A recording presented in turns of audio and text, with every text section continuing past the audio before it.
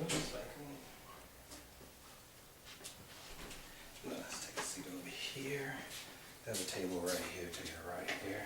Good right here, cool. Okay. Feel the chair. Come sit right here. I'm gonna go get the door. I'll be right back.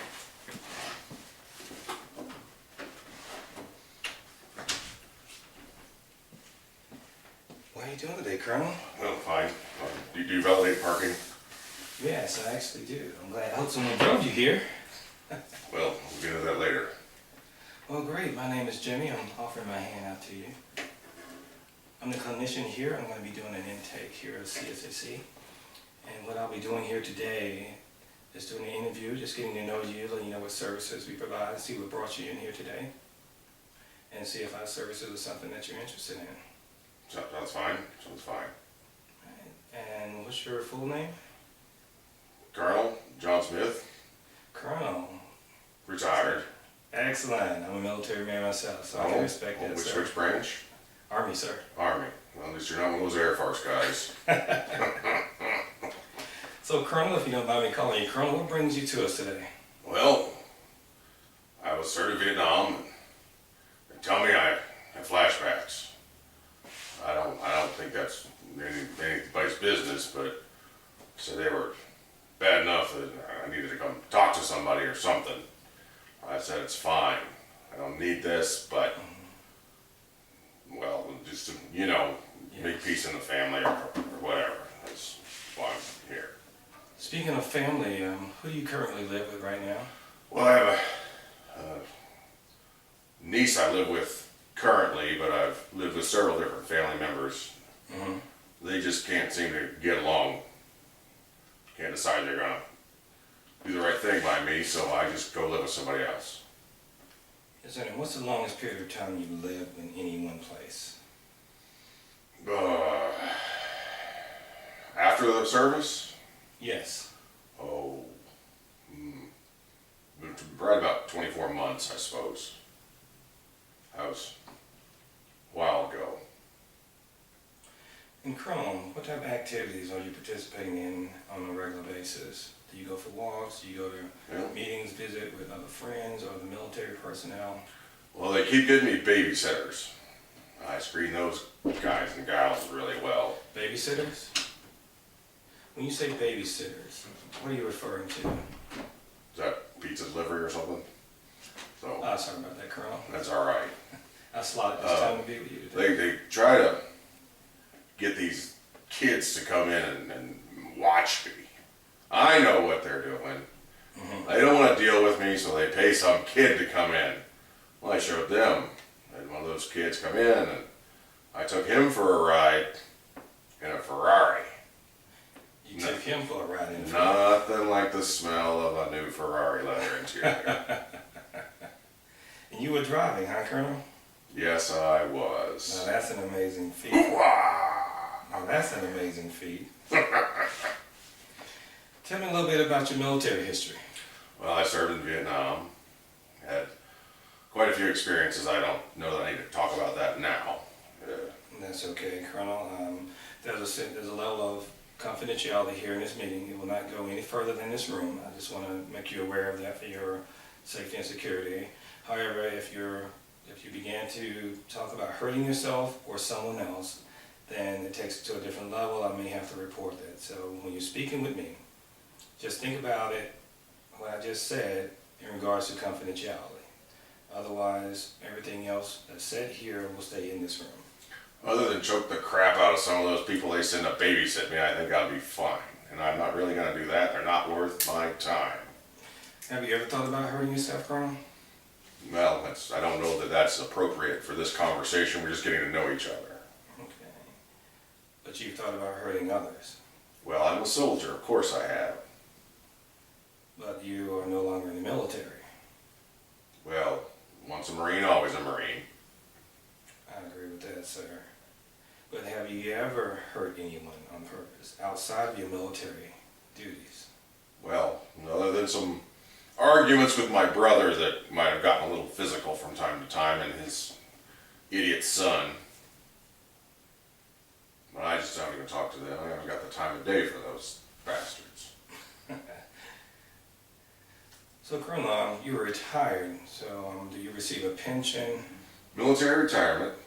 And you're okay with that budget? You're able to maintain a place on your own if it was facilitated for you? Well, it's not as good as it could be, but I make do. And do you see being blind, does that hinder you, or do you feel like that is not a hindrance to you participating in daily activities or pursuing to live on your own? I'm blind? Just a little joke there. No, I make do. I make do, son. I do what I can, and I get out when I can, and I date who I can. Have you lived on your own in the past 5 years? No. Will you be open to independent living or assisted living? Well, what's assisted living? I might do independent. Assisted living would be a facility where you would go and you would have your own room, but you have medical staff around the clock. If you need to go on any errands or to go anywhere, you would be taken. That's an option for you. There are new facilities here that have been developed for people who are visually impaired that can live on their own as well too. Well, I might be willing to talk about that, but I would want to Yes, sir. know the fine print. In the culture of the military, was there a lot of drinking or substance use while you were on active duty? Of course there was. And how often would you say you participated in any drinking? Every chance I got when it was a rough day. Was that once a day, once a week? I would say at least several times a week. And how many beers you think you consume in a week? Well, we didn't count. It means we could get our hands on at that point, especially if you weren't on active duty at the moment. Just enough so you could get back on what you needed to do as soon as you had to go back on shift. Have you ever had any issues with drinking too much on active duty? Only some good stories, son. Only some good stories. And currently, how much do you drink? Oh, just a little bit to relax is all.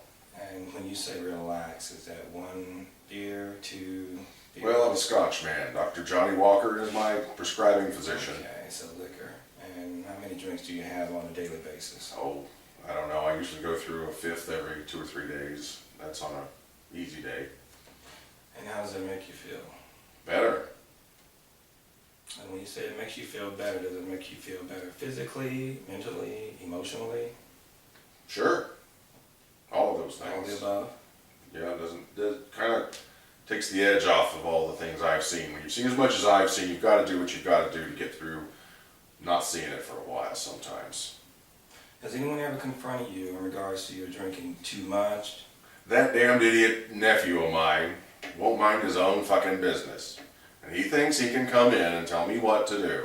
I am a decorated veteran. I do not need that little whippersnapper who's barely got a master's. Thinks he's smarter, pinhead, Yes, ivory sir. tower piece of crap. Since you're discharged from the military, have you had any of the following mood swings? Well, of course. Recurrent or intrusive recollections of past events, any flashbacks? Well, I just think they're intense memories, but I guess you could call them flashbacks. We did a lot of things that we weren't particularly proud of, but we had to do what we had to do. Have you ever had an overwhelming feeling of sadness, hopelessness, withdrawal from activities, depression? I don't know about any of that, but I know sometimes I just need quiet. Too much in my head some days. Have you ever noticed any change in your appetite, your diet? Well, sure, there's times I just don't feel like eating. Have you had any noticeable weight loss or weight gain? Well, I'm wasting away to nothing here, Mr. Blackmon. No, not lately. When I got out of the service, I did. First, I just couldn't seem to keep any weight on or eat anything, but I've seemed to do that all right now. But I will quit. Sometimes I don't eat for a week or two, and then I eat more. Well, I noticed that you're a colonel, so that means you've obtained some rank while you're in the military, so how do you feel about that? Well, absolutely. It's one of my finest achievements was serving in the United States Marine Corps. One of the finest outfits in the entire world, and I'm proud to say I served. I'm Not ashamed of anything I had to do, even though sometimes it does take more than just what I have to deal with, all of what I had to do. And that's okay. I would like to revisit your time in the military. Have you ever had any diagnoses from any VA doctors for any PTSD, any depression? Oh, they've tried to give me all that. I don't believe a damn word of it. You do what you gotta do, you get through it, you suck it up, you keep moving. Drive on, Pry. Hoo-wah! And that's a very good point that you have. That means that you have a lot of determination. To drive a car for a man who's visually impaired, that takes a lot of drive. No pun intended. Oh yeah, that was a good weekend. It was a good weekend.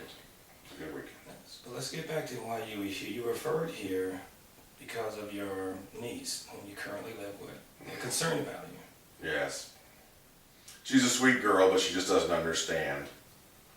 She doesn't get it. She doesn't know how it works, how the world works. I try to be nice about it. I'm trying to be very polite about it. They tell me I'm too blunt. Damn fools. So what I hear you saying is that you're misunderstood a lot, and it causes frustration. Well, you've seen some things. When you see what we've seen, you just can't go back. You have to go forward. You can't pretend to bring somebody else into that. They just don't understand. And there's no way to make them understand if they're not going to understand. So you get through the day the best you can and not expect anyone else to understand. You do what you got to do. In what ways have you tried to move forward since your military career? Well, I haven't slapped the shit out of anybody for a while. Okay. And I would also like to revisit, have you ever had any legal issues with law enforcement for drunk and disorderly or domestic violence? Maybe here and there, a little bit of that, but nothing worth bragging about. Are you currently on any probation with law enforcement right now with the court system? As a good friend of mine said after basic why he came in, is he was between probations. So are you currently on probation now? No, I'm between probations. I would like to go back to why do you think you're here? Or what can we do for you here? Well, if you've got a cigarette, I could sure use a smoke right about now. I don't have a cigarette, but I can actually offer you something to drink if you'd like some. Well, that'd be fine. Yes, sir. I'm going to TD talking there. Do I need to get up and get it? Oh, no, you stay there and I'll get it for you. I'll be All right right, back. all right. No, I just think that they don't understand, and some days it builds up and I need to just yell and scream, they all take it personal. It's not personal. Bunch of confused civilians.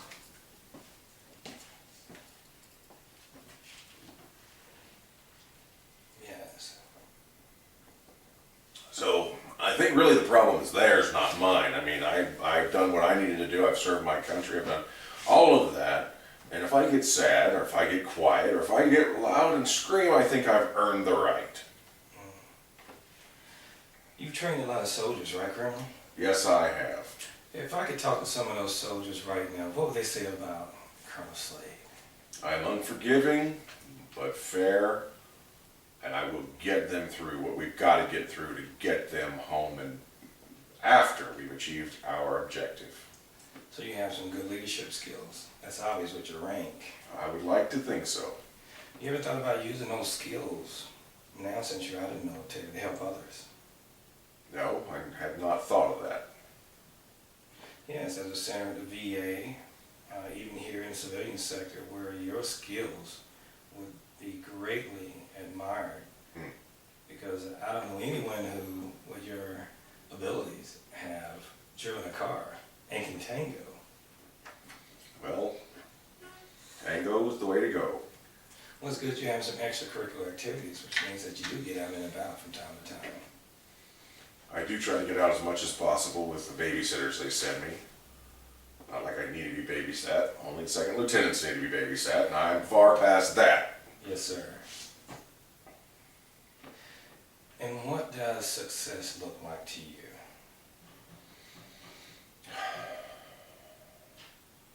Success is achieving the objective with as few casualties as possible and reporting back in with everything intact. And how can we help you achieve your success? What you see your goal of success? I'm not sure these days, son. You understand what it's like when you go from having one clear objective or a set of clear objectives to no longer a clear objective. Yes, I understand. You have a lot of leftovers, if you get what I mean, that you don't quite know where to put.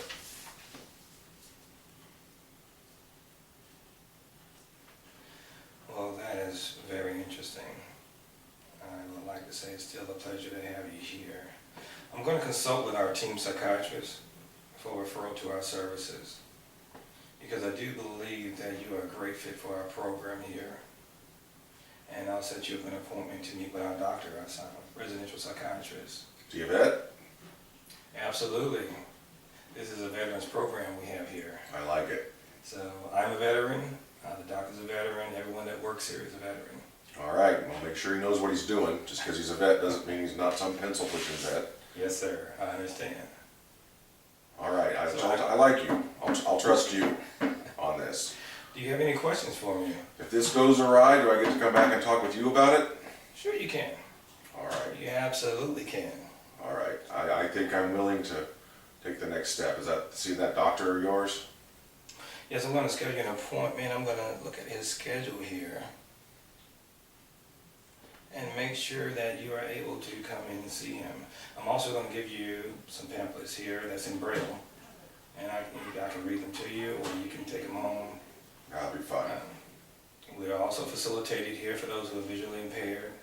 We have groups here for vets who served in Vietnam, different ranks. Joe Codgers now. That are here, and I know they would benefit from you being in the group and just talking with you as I'm sitting here right now. I wouldn't be opposed to that. So I have your information here, your contact information. I will inform your niece that you did come in. I'll give them a call and let them know that you're ready to be picked up right now. And we do have a mobile system that will actually come to your home to bring you to the groups and to bring you to see the doctor. You call us and we'll come and get you and make sure you get back home. If you want to go by the PX, we'll do that too. PX will be all right. Outstanding. Well, give me a minute. I'm going to come around here. I'm going to guide you out. All right. You can go ahead and stand, Colonel. I'm going to walk you out here.